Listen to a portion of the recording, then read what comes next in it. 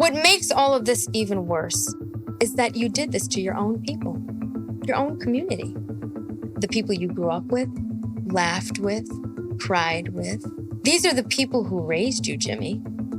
You brought drugs and cartels to your community, Jimmy. You brought prostitution and sex crimes to your community, Jimmy. You brought trafficking and human rights violations to your community, Jimmy. And the mayor's chief of staff, Camille Varlak, even said you were responsible. The Bible clearly indicates that Judas was not saved. But unlike Tony from Staying Alive, you can't go home, Jimmy. Staten Island knows what you did, and they will never, ever forget. Hello, America, FBI and CIA agents and fellow cult members. I'm Debrava. Welcome to Culture Club USA, where today we'll be chronicling the unfortunate but all too familiar trope of the nice Catholic schoolboy who goes to the big city and attempts to match wits with a crowd of merciless, hardened, streetwise gangsters, and eventually finds himself an outcast on a dark, lonely island of personal, and in this case, political purgatory. This is the story of former Staten Island Borough President James Otto, a.k.a. Jimmy the Fink, a.k.a. James D. Turncoat, a.k.a. Fidel Rhino, a.k.a. James Judas Otto, a.k.a. I know it was you, Fredo. You broke my heart. You broke my heart. Okay. I can already tell this is going to get intense. So I think we'll call this one Staying Alive, the Judas of Staten Island, a lust for power and the trials of broke-back betrayal. Now, if you like this content, please subscribe because there's a lot more to come. Now, I chose the theme Staying Alive to pay homage to the 1983 movie sequel to the cult disco classic Saturday Night Fever. In it, John Travolta's character, Tony, leaves his close-knit working-class community of Bay Ridge, Brooklyn, to take a shot at fame and the bright lights of the big city. He drops his hometown girlfriend, who has a heart of gold, to pursue a new life in Manhattan and court a new high-class girlfriend, but quickly has to adapt to the cold and callous nature of big city society. In the end, Tony beats the system and he even gets his girl back. But in the story of Jimmy Otto, I'm not sure this will be the case. It wasn't always this way, though. James Otto was once a rising star in the circles of New York's notoriously tight-knit political aristocracy. With humble beginnings as a city councilman in the late 90s, he became the voice of Staten Island for the better part of a decade. But according to a 2007 New York Times article, James had dreamed of becoming an FBI agent. But after those ambitions soured, his mother lobbied to get him a job with local politician John Fusco. I bet it went something like this. Jimmy, I'm your mother. I've been your mother your whole life. I knew you'd get rejected from the FBI. Why would you go there? You're confused. You're confused, Jimmy. You can't be confused and go to the FBI. You've always been confused. You've even been confused as a child. That's why I, your mother, wrote a letter and got you a job with the town councilman. Oh, and I got you a new lunchbox and some underwear. I kid. But James was definitely on the political fast track because less than a decade later, he found himself elected as borough president of Staten Island, where he served for what many native Staten Islanders would have deemed as two mostly successful terms. What if I told you that Mr. Otto, a once proud son and decades-long servant of the people of Staten Island, was now viewed by many of those same people as a feckless, willful collaborator of the political opposition? You see, as a lifelong foot stomper for the Republican Party, James Otto has spent the last few years carrying water for the Democratic Party in a host of administrative positions. Check out this clip of a younger James Otto coming down on former New York City Mayor Mike Bloomberg for not being Republican enough. Play that clip. But the problem is you can't be all things to all people. The mayor admittedly switched parties because he thought it was an easier race. There was a political perfect storm, and he was elected. He borrowed the base from Rudy Giuliani. He's run away from the Republican Party on a local level. We should be natural allies with Mike Bloomberg. We certainly are proud Republicans, and I think part of the problem is that the mayor has created an administration that virtually has no Republicans. I can go into the bullpen, throw a rock, and if Kevin Fullington is in the men's room, I won't come within 1,000 feet of hitting a Republican. Yeah, that's part of the problem. Now, does this seem like a guy that would take a job as a secretary for one of 5 Democratic deputy mayors under a progressive mayor in a left-wing town in a left-wing state? I mean, looking back at that clip, it would seem as if James Otto is currently operating in an alternate universe. Play the second clip. I believe there are certain fundamental beliefs why some people become Democrats, and I respect those reasons why they become Democrats. There's certain fundamental beliefs and certain reasons why people become Republicans. Put your balls on the table and make a decision. My fundamental problem with the mayor is he came into my party, he came into our party, he came into our communities, and frankly, he used both. He got to where he is because of the Republican Party, and he got to where he is because of places like Staten Island and Middle Village, Queens.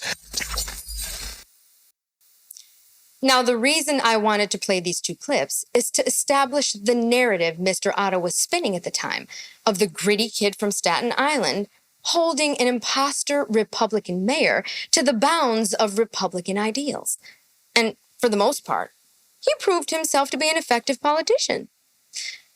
But self-serving savvy operators like Jim Otto have proven that they can efficiently function in a number of capacities.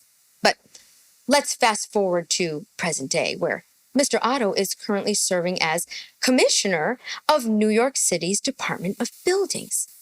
His second post in the ultra-left-wing Adams administration, which seems strange, doesn't it? The staunch, no-frills, toe-the-line Republican lifer operating so effortlessly in a leftist administration with a self-proclaimed progressive mayor. Well, most times, the selling of one's soul isn't a one-night excursion, and in Mr. Otto's case, can be traced back to his relationship with former Mayor Bill de Blasio. Play that clip. How does the water taste? Delicious. Delicious. Yes, I will. I'll be here all day. Good.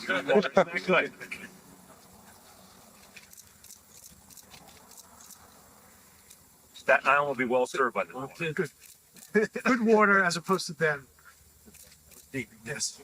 All right. Thank you, everyone. Many, including a large portion of Otto's constituency, saw the relationship as Bill de Blasio, the mayor, and James Otto, his personal rhino lapdog, conveniently positioned in the only red borough in New York City. Now, Bill de Blasio at one point had a 72% unfavorability rating in Staten Island. So why would James Otto risk such a public bromance with such a divisive figure within his own constituency? I'll tell you why. 2 words. Kim Peterson. You see, in 2014, Mr. Otto married his longtime fiancée, an ambitious former Queens County prosecutor named Kim Peterson.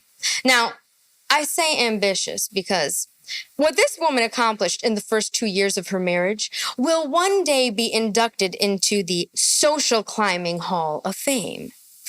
Not only did Bill de Blasio appoint Peterson as Queens County Criminal Court Judge in 2016, but that same year, newly elected Democratic District Attorney Michael McMahon hired her as the new head of the Criminal Court Bureau. Now, how did she secure both of these jobs in the same year? Well, one could point to Otto's close relationship with de Blasio and speculate that the judgeship was some sort of political payoff or anticipated reciprocity for the future. But What about the job offer from Staten Island's newly elected Democratic district attorney? What type of hurdles did Otto have to vault to get his wife into that position? Well, this one's pretty simple. He did nothing. What do I mean by nothing? Well, he did nothing. Let me explain. That newly elected DA, Michael McMahon, who generously offered Otto's wife that powerful position, got there by cruising to an easy election victory. Why would a Democrat DA cruise to such an easy election victory in heavily red Staten Island, you say?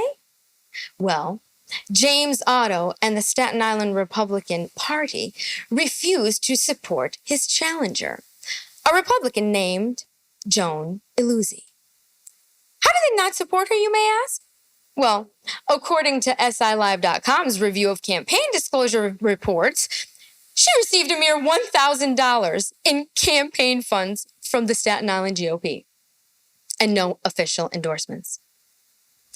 Okay, what makes this worse is that the Staten Island GOP had nearly $100,000 in its account at the time. Yeah, that's right. So Mr. James Otto, Mr. Live or Die Republican Party, aka the New York City Republican ethics watchdog, supported a Republican candidate in his borough with $1,000 and no public endorsement. Well, even with these reprehensible actions, the Republican Iluzzi, she still garnered 45% of the vote. 45% of the vote. Look, no outsiders are really privy to what goes on behind these dark political walls.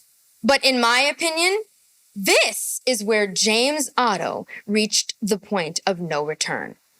Okay? Did he sell out the borough of Staten Island to get his wife a high-powered job? Well, in my opinion, it's glaringly obvious. The once vibrant and steadfast voice of New York City's Republican Party had crossed the Rubicon and sold his soul and the integrity of his 2 decades of prominence in Staten Island politics. All for the love, to hold up his end of the deal in his marriage. Hey, happy wife, happy life, right? 2 years later, though, these actions had begun to eat away at the little that was left of his soul. In 2018, there was an article in cityandstatenewyork.com, and James Otto reappeared to the public in a headline that read, Jimmy Otto's Midlife Crisis. In the photos, he presented as a man who aged a decade within just a few short years. He appeared in a long white beard, and his hairline that, according to some of the locals, had changed as much as his politics over the years, was now gray. The article showcased a man on the brink of a mental and emotional breakdown, because after all of the alleged lapdogging political favors and being used as a public prop for Mayor de Blasio, he finally admitted that he'd been screwed. You see, Otto apparently had a backdoor deal with de Blasio to extend the Staten Island Ferry to a further distance north of Wall Street. This would have been the crowning achievement of his borough presidency and political career. But lapdogs don't always get a bone. Translation, Otto and Staten Island got nothing. Let me read a short excerpt from the article. Here's what Otto said about his failed Staten Island Ferry project. Up until 3 weeks before Election Day, I was convinced the mayor was going to say, all right, you got it, Otto said. And I didn't. And it angered me. For better or for worse, long ago with me, I've blurred the lines between business and personal, Otto said. Everything is personal to me. I think it's one of the reasons why I'm an effective elected official. It makes me half insane sometimes because I do take everything so personal. The end. No, not really the end, but a new beginning. Let's call this segment Jimmy Goes to City Hall. A lapdog graduates to the circus. Okay, well, here we are. present day. And Jimmy Otto has graduated from gritty Staten Island hardcore conservative to a tree-hugging, climate change agenda-pushing urban liberal type who posts self-help books on his social media, along with thought-inducing tweets proclaiming our social ecology matters. He's a new man, all cleaned up for dinner parties with fancy wire-rimmed glasses and Brooks Brothers suits. He got a big job with a big title as hall monitor for the local Democratic Party. You made it, Jimmy.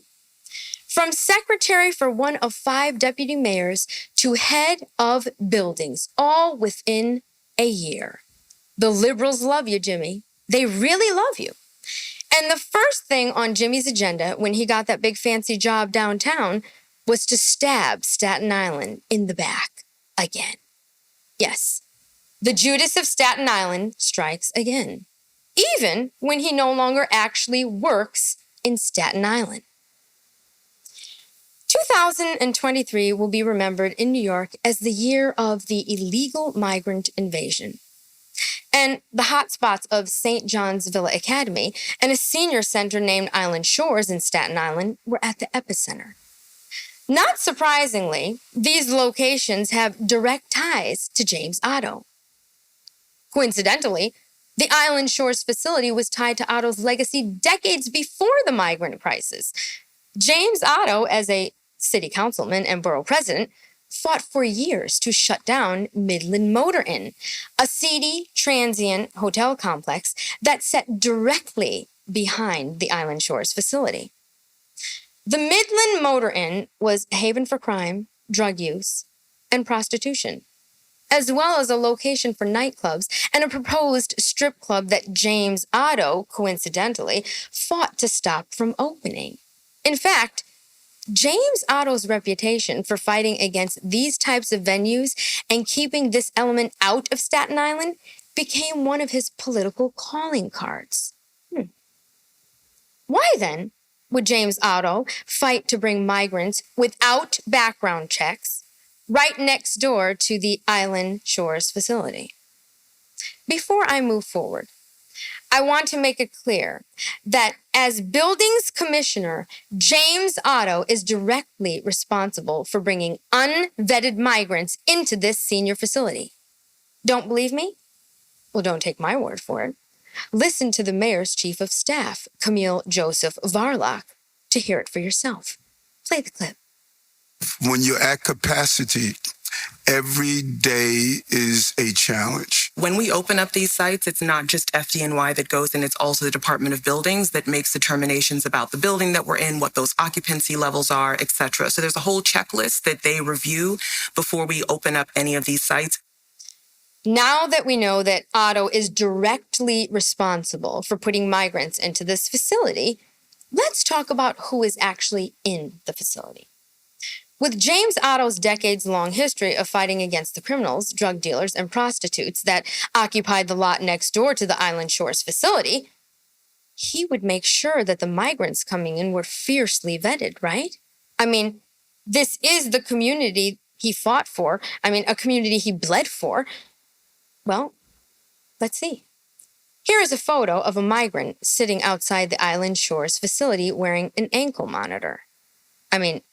Maybe it's a step counter. I don't know, maybe the person is health conscious and wanted to track their steps. I don't know.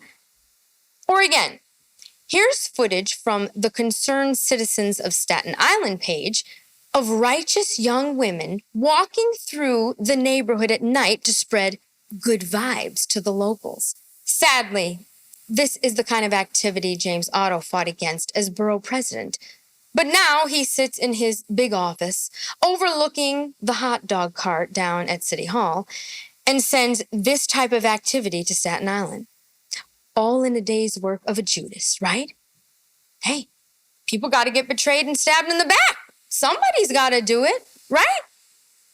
Now, the question presents itself as to what happened to all the seniors that, until the migrants were ushered in a few months ago, were occupying the Midland Beach Island Shores facility. Well, before we get to that, Let's listen to what James Otto had to say about his plan for Staten Island's elderly population when he was borough president. Play the clip. The one housing need we clearly have is for seniors. We will go from the year 2000 to the year 2030 on Staten Island from 50,000 to 100,000 people age 65 and over. We need the whole spectrum from assisted living to independent living, from lower income subsidized to market rate housing. So when the mayor talks about affordable housing on Staten Island, I think the main thrust should be senior housing because there's such a need. People who built this community have a right to stay here with their kids and their grandkids. The other point on affordable housing is when you go to communities like Midland Beach,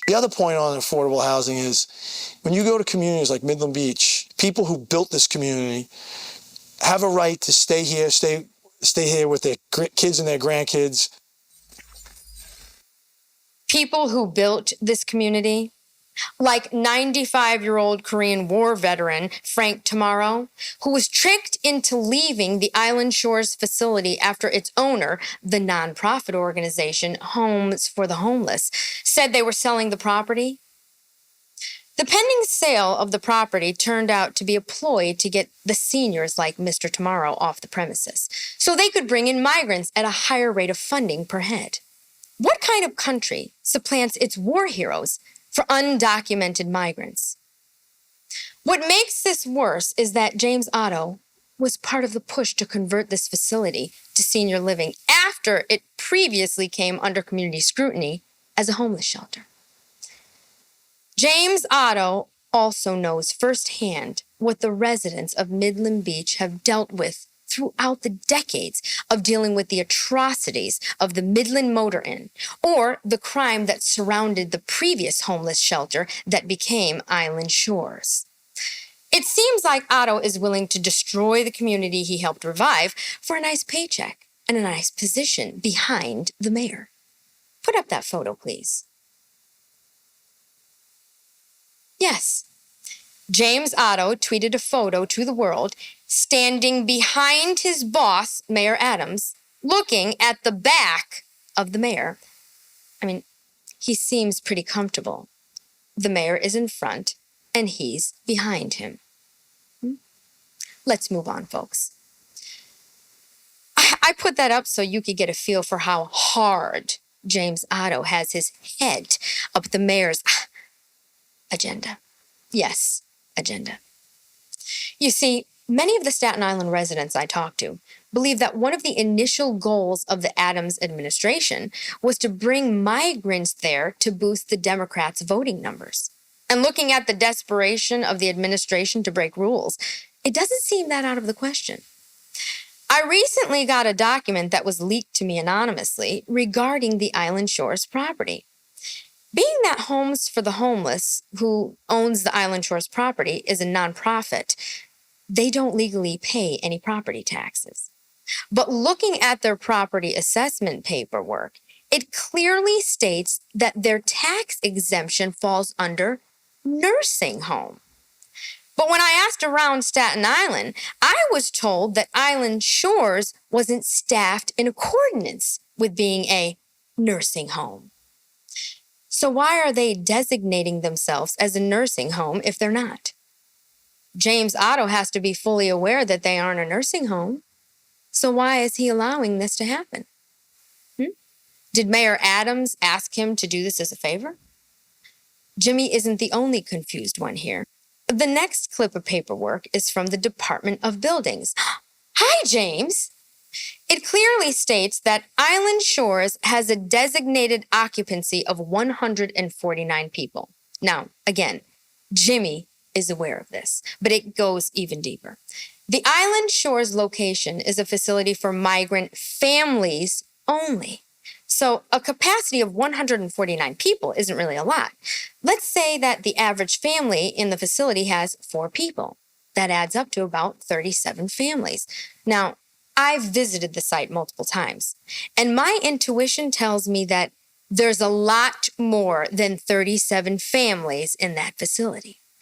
which is probably why the city surrounds it with police and the National Guard to keep out anyone who could out the city for any building code violations.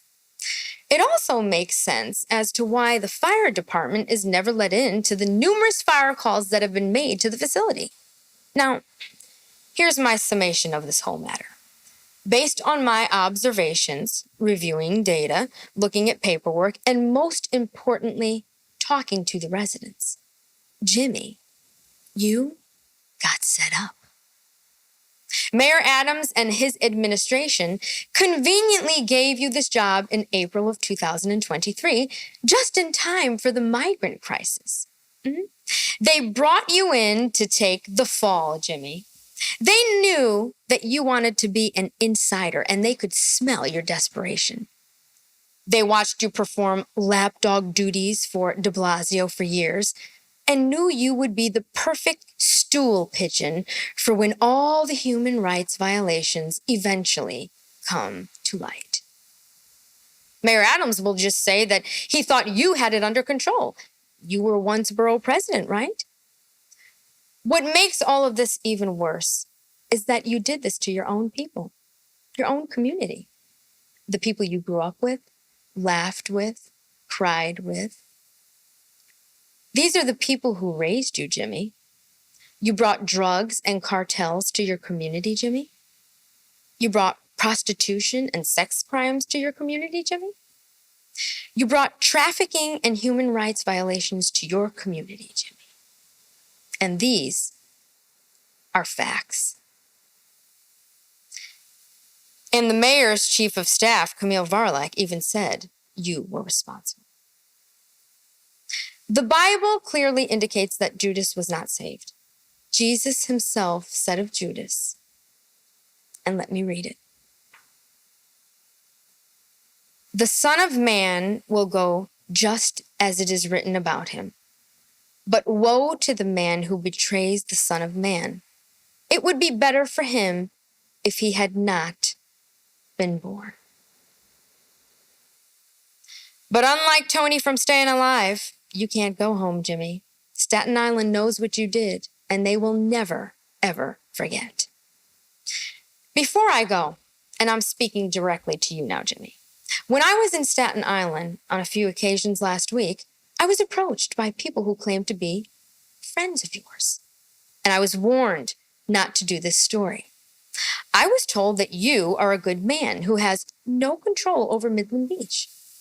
So to be fair, I'm giving you the opportunity to tell your side of the story in person with me directly. You can reach me at cultureclubusa@gmail.com. My notifications will be on. I'll be waiting. I'm Dubrava. See you next time.